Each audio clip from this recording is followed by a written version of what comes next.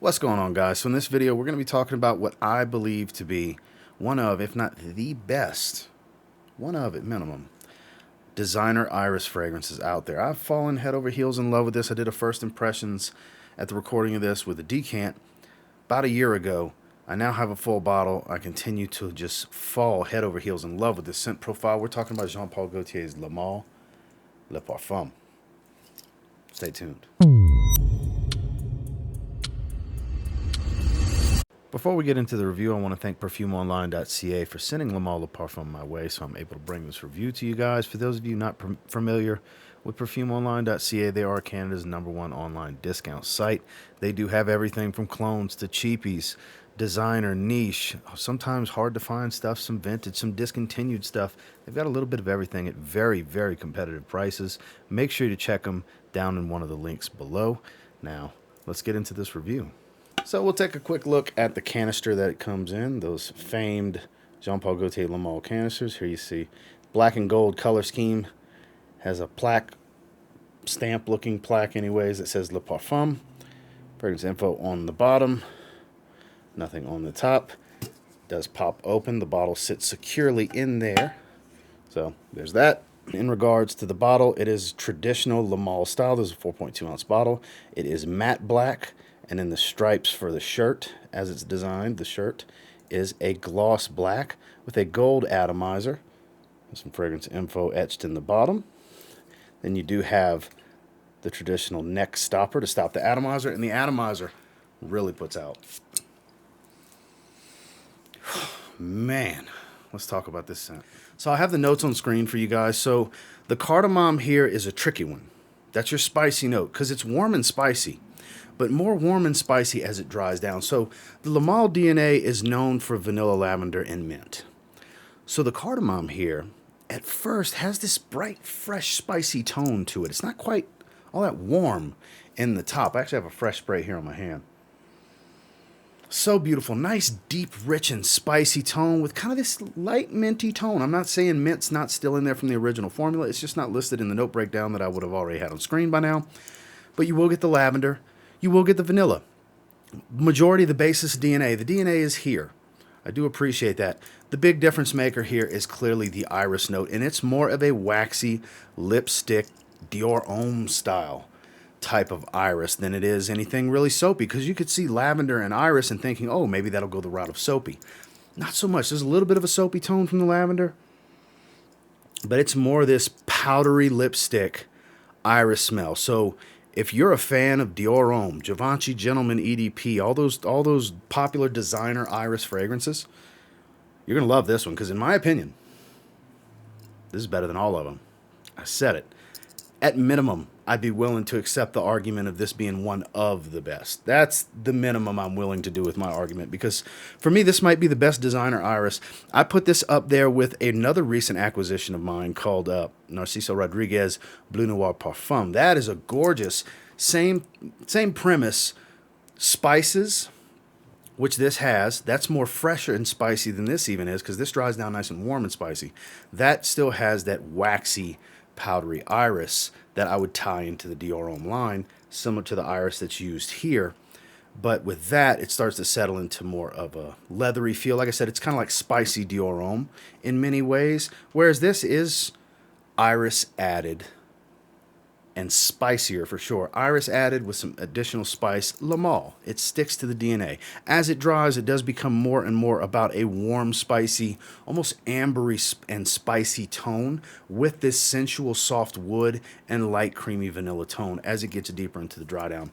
This is magnificent. This is an attention grabber. I know not everybody's going to like this. This is one of those polarizing fragrances. We've discussed that recently on one of my live streams.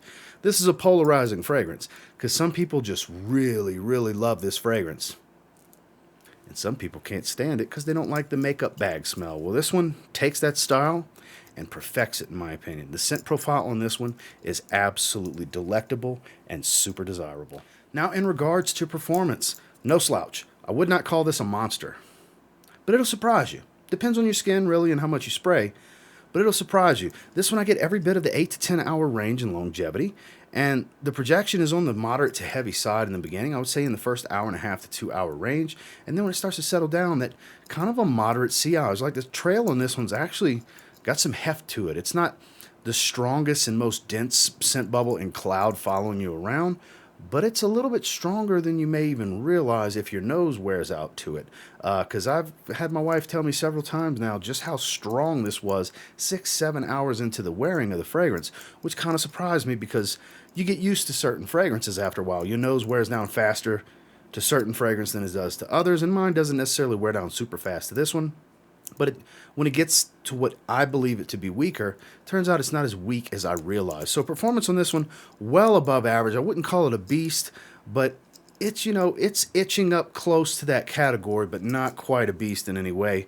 If you're easy on the sprays, cooler weather, evenings out, you can do just about anything with this. The performance will captivate and grab. This is one of those fragrances that if you want to do a less is more approach, you can. If you want to be very strong presence, announce you're here with your scent, you can do that as well. So the performance, depending on how you want to spray, and your skin obviously dictates this, but from my experience, stuff's strong.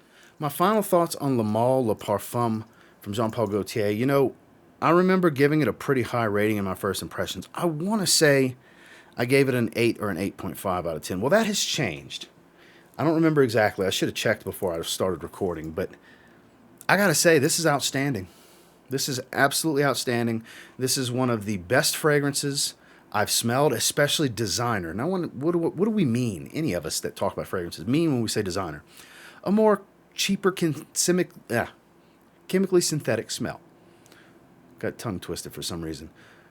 A lot of luxury niche fragrances will have that more natural smell to them with their citruses, with their herbs, and so on. Some of their florals, they're more believable. These designer oils are less believable. They smell more man-made. That's what I mean when I say designer. And that's definitely the case here. But it doesn't come across as scratchy or cheap smelling in any way. To me, the quality is actually pretty solid for being a designer. But with that withstanding, I think this is absolutely phenomenal. It's as close as it gets to a perfect designer iris fragrance, and because of that, I think it's a 9.5 out of 10. I know for sure I didn't give it a 9.5 out of 10 in the first impressions video, but I'll tell you what, this stuff, I don't do 10s. Those of you that have been watching me a while, you know I don't do 10s. So 9.5 for me is a 10. 9.5 out of 10 is the official TLTG reviews stamp for a 10 out of 10 fragrance, basically. This stuff is absolutely fantastic, and if you have not gotten a decant from somewhere, which I don't know if they have stock currently, but my original decant came from Decant House, just to let you guys know, you should really get your nose on this. Once again, thank you to Perfume Online for sending this my way. I was so glad to finally get a bottle of this. This fragrance is absolutely phenomenal. Like I said, I got a decant from Decant House last year, and in that first impressions, I was like, yes, I have to get a bottle of this at some point. So thank you again, guys, for affording me the opportunity to do so and cover this and enjoy it for a much longer period of time. I'll probably never fully go through this bottle, so I kind of have a lifetime supply of sprays at this point because of the size collection that I have. And until next time, do me a real quick favor, go ahead and like, comment, subscribe, because I do appreciate all the feedback, and I love hearing from you guys. How many of you tried this? What do you think about it? Do you have a similar assessment to mine? Is it you really like it, but maybe not as much as I like it, or is this a turnoff for you?